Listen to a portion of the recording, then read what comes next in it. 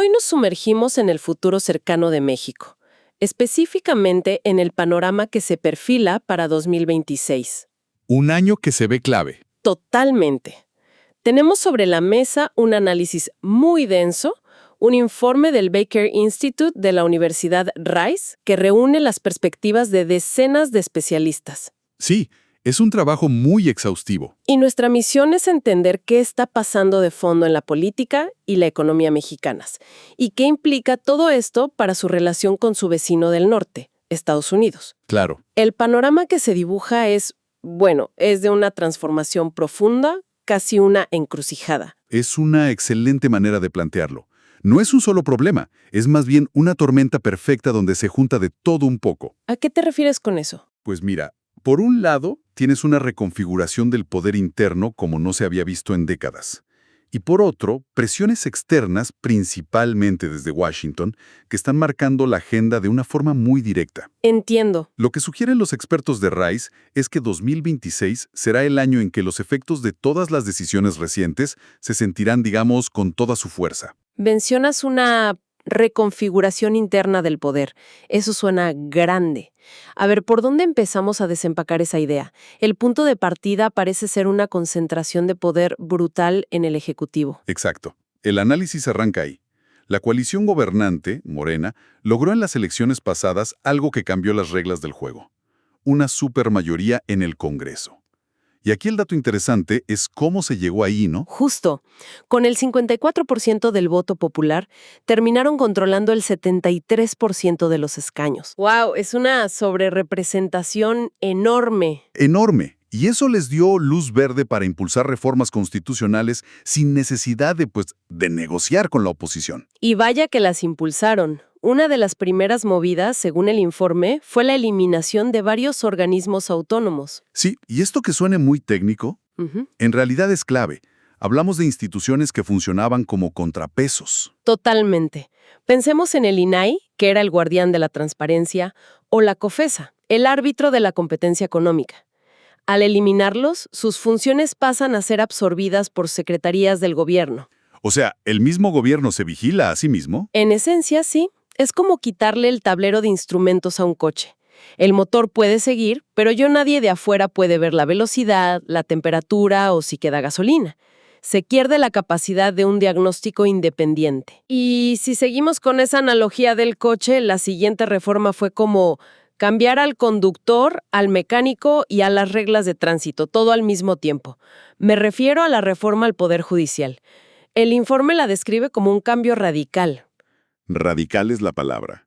Se optó por reemplazar a todos los jueces en funciones, desde magistrados de la Suprema Corte hasta jueces locales, mediante una elección por voto popular. La idea era democratizar la justicia, supuestamente. Ese era el argumento. Pero el resultado que describe el informe es revelador. Espera, aquí hay un dato que me voló la cabeza. En la primera de estas elecciones judiciales, en 2025, la participación fue mínima. Bajísima. Solo votó el 13% del electorado. Y de ese pequeño grupo, un número importante anuló su voto. ¿Qué nos dice eso? Pues probablemente una mezcla de desinterés y de rechazo a un sistema que se percibió como ajeno. Y las implicaciones son enormes. Claro. Se reemplazó un sistema basado en carrera judicial y conocimiento técnico, con todos sus defectos, por uno donde la afiliación política se volvió el factor decisivo. La gran mayoría de los candidatos que ganaron estaban alineados con el partido en el poder. Entonces, la gran pregunta para 2026 es si este nuevo sistema judicial podrá actuar con independencia. O si se convertirá en una extensión del poder ejecutivo. Exacto. Para cualquier empresa que necesite certeza jurídica, esto es un foco rojo gigante. Un momento. Si por un lado se debilita el poder judicial civil y por otro, según el informe, se le dan más responsabilidades económicas a los militares, ¿no se está creando una especie de poder paralelo? Esa es una de las conclusiones más fuertes que se desprenden de este análisis. La expansión del rol militar va mucho más allá de la seguridad. Sí. Ahora gestionan aduanas, proyectos de infraestructura gigantescos. Como el Tren Maya, incluso una aerolínea comercial. Y según el informe, estos proyectos estatales operados por militares están exentos de ciertas regulaciones, lo que puede desplazar a la inversión privada. Es difícil competir contra una empresa que no tiene la obligación de generar ganancias, me imagino. Imposible. Ok. Tenemos un poder ejecutivo más fuerte, un poder judicial en duda y militares manejando empresas. Si yo fuera inversionista, estaría rascándome la cabeza. ¿Se refleja esta incertidumbre en los números económicos que proyecta el informe para 2026? Directamente. La proyección de crecimiento es muy modesta, entre el 1.3 y el 1.5%. O sea, seguimos con la tendencia de estancamiento. Así es, de casi una década. Pero además de la incertidumbre institucional, hay otro factor que preocupa mucho a los analistas: la salud de las finanzas públicas. El gobierno se está quedando sin dinero. No exactamente, pero sus finanzas son cada vez más frágiles. La deuda pública alcanzó en 2024 su nivel más alto en 25 años, y la proyección es que siga creciendo. Pero lo preocupante no es solo la deuda en sí, sino para qué se está usando, ¿cierto? Ahí está el punto clave. El informe menciona que se rompió una regla de oro no escrita de las finanzas sanas. Suena importante. ¿Cuál es esa regla? Es la diferencia entre pedir un préstamo para ampliar tu casa, algo que aumenta su valor, y pedirlo para pagar la cuenta del supermercado. Ah, ok. Una es inversión, la otra es gasto. Exacto. Y el informe dice que México está usando cada vez más la tarjeta de crédito para el supermercado. Una parte creciente de la nueva deuda no financia inversión, sino gasto corriente. ¿Y en qué consiste ese gasto? Principalmente tres cosas: un sistema de pensiones que crece muy rápido, programas sociales de transferencias directas y los constantes subsidios a empresas estatales que pierden dinero. Con Pemex a la cabeza, supongo. El caso más emblemático sigue siendo la petrolera más endeudada del mundo. Este gasto es muy rígido y deja poquísimo margen de maniobra. Y por eso no hay dinero para otras cosas. De hecho, el análisis detalla que en la primera mitad de 2025 el gasto en infraestructura se desplomó un 30%. No se está invirtiendo en los motores del crecimiento a largo plazo. Y a este cóctel se suma otro dato preocupante: las remesas. Siempre han sido un salvavidas para la economía mexicana, pero el informe dice que han comenzado a disminuir.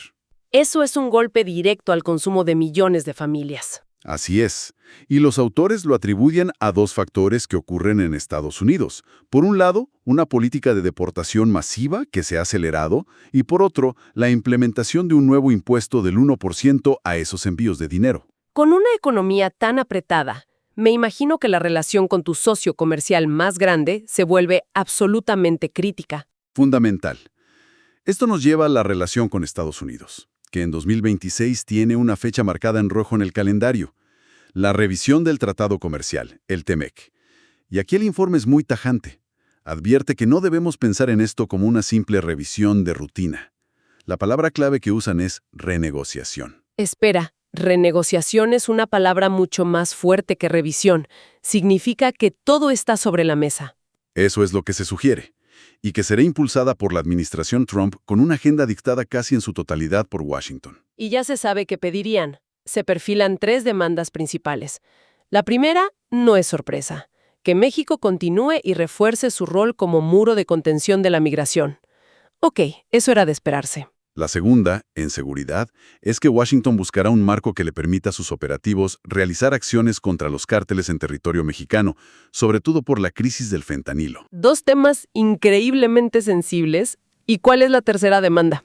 La tercera es la más compleja y la que puede redefinir la economía de la región: renegociar el TEMEC para limitar la influencia de China en Norteamérica. Ah, el tema de China.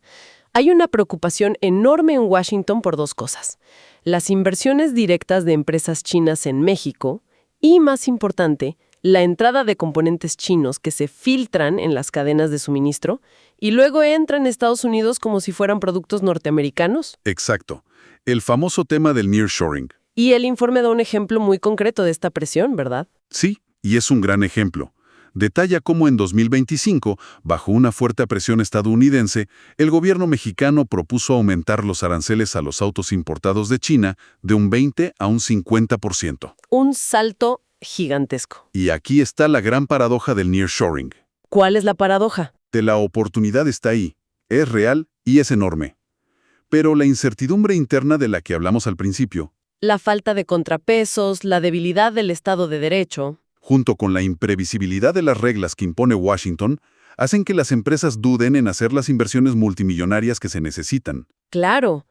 ¿Cómo vas a construir una fábrica de miles de millones de dólares si no sabes si en 2 años tus productos van a poder entrar a Estados Unidos o si les van a poner un arancel del 25%? Es imposible planear a largo plazo.